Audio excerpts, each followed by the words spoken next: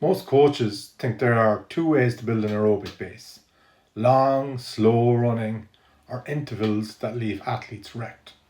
But there are others, and here is one very useful method: high resistant intervals. So, what are they? High resistant intervals are explosive bursts against some resistance on feet, followed by a recovery window dictated by heart rate. We build reps or volume, and that's the name of this game.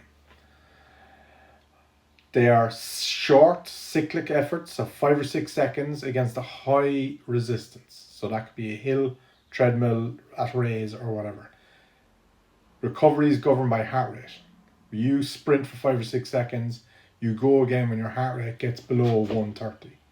We do about 15 to 30 reps. The scientific mechanism: high resistance recruits high threshold motor units. The effort is too short to generate meaningful fatigue, so the muscle fibres get recruited without being taken into a lactate response.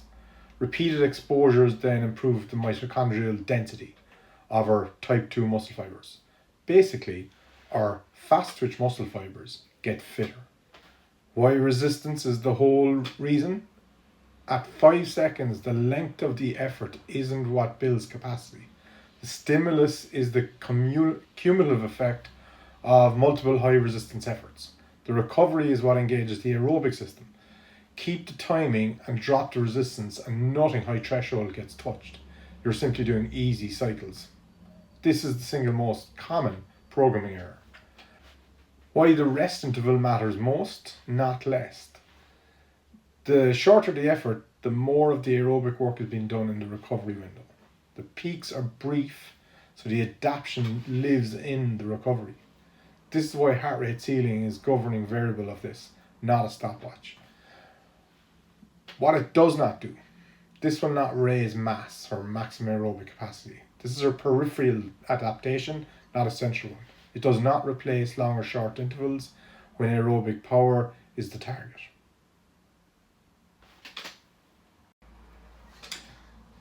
The HRI method sits outside anaerobic speed reserve prescription entirely because it's heart rate anchored, not speed anchored. However, we can look at the athlete's profile for when and where we might use HRI protocol. The in-season argument: because lactate and neural cost are both low, HRI is one of the very few aerobic methods that stacks on top of match play and team training without competing with it. That is the case for using it with a hybrid or speed profile in particular. The diagnostic approach worth understanding is, if an athlete cannot get the heart rate back under 130 inside 60 seconds, that's the finding. Their aerobic recovery is the limiter, and that's going to tell you more about their training and their needs than any single test score. So this is my own session. Friday, leave it a bit loose.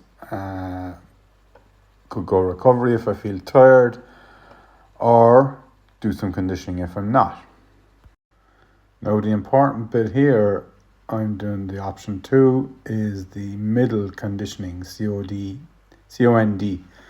That is the main part of this training session, and it's that chunk of stuff there in the middle that you see on the heart rate output. So those first 4 spikes there, that's just a warm up on a watt bike, all the way up to that. And it's 2 minutes on, 1 minute off. That's warm up and a little bit of aerobic capacity. The second block you can see is the main part of the training, and they are 17 high resistance intervals. Resistance is the key word there.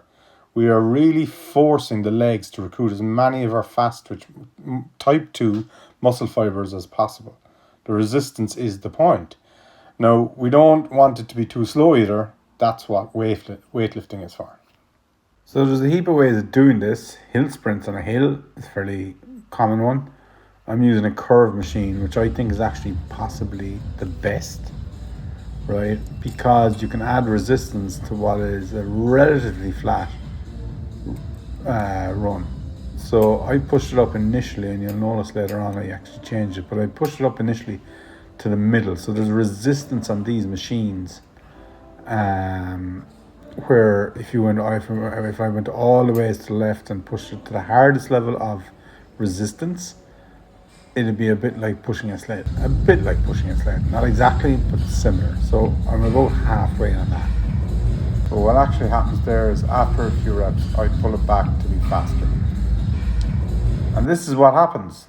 Okay, so I've sped this up, but it is 5 seconds to 6 seconds flat out. So basically those reps there to the right, okay, I've paused this now, is 5 seconds flat out on the resisted curve runner. And the trick is that you recover in a minute. Okay, so your heart rate goes down below 130. So I knock 15 minutes out of that. It has both a strength and an aerobic effect.